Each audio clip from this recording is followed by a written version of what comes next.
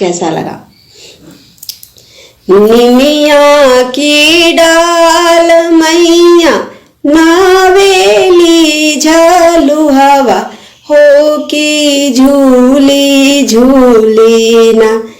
सातो बहनी गावे लिगितिया हो की झूली झूली ना। झूलता झूलता मैया के लागली पियसिया हो की चाली दिहली ना।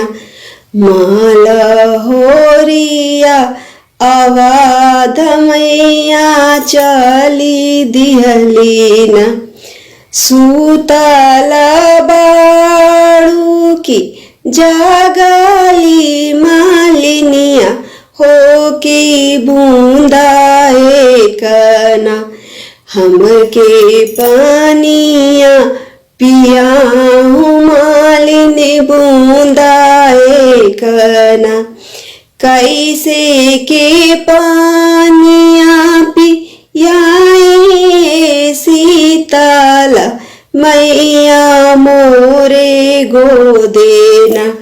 बाड़े बालक हमार मैया हमरे गोदेना। बालक सूता हूँ मालिन सोने के खाटोलवा हो की बूंदा एकना। हमके पानिया पिया हूँ मालिनी बूंदा एकना। सोने के खाटोलवा मैया टूटी फाटी जई है हे बालकवा हमरो ना। की भूइया वालो टी जई है हे बालकवा हमरो ना।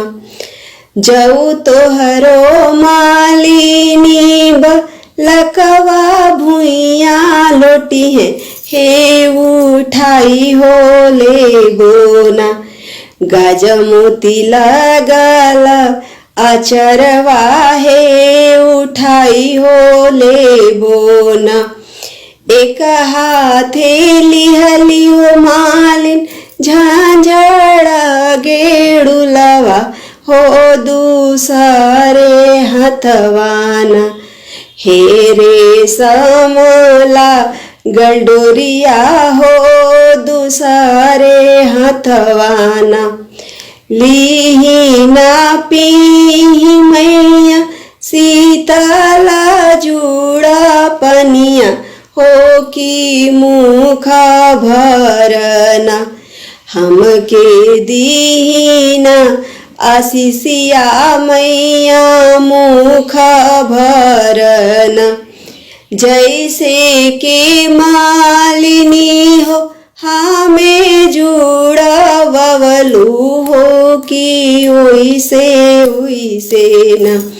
तोहर दियवा पतोहिया जुड़ास मालिनी ओइसे ना। धियवा तबाड़ी मैया अपने ससुरवा हे पतोहिया हमरो ना। बाड़ी अपने नैहरवा हे पतोहिया हमरो ना। धियवा जुड़ा सुमालिन अपने ससुरवा हे पतोहिया तोहरो ना। जुड़ास अपने नैहरवा हे पतोहिया तोहरो ना। जवने आशीषियाए मैया मालिनी के दिहलु हो की उहे आशीषियाना। सारी जनता के दीहा मैया उहे आशीषियाना। ये सब दर्शक लोग के दीहा मैया उहे आशीषियाना। नमस्कार दोस्तों, अगर ये गीत मेरा अच्छा लगा आप सबको तो कमेंट के माध्यम से अवश्य बताइएगा, और अगर और सुनना चाहते हैं कोई भी तो उस कमेंट बॉक्स में जरूर बताइएगा कौन सा भोजपुरी गीत आप सुनना चाहते हैं, तो मैं उस गीत को आप सबके सामने पेश करने का प्रयास करूंगी अपने इस चैनल के माध्यम से।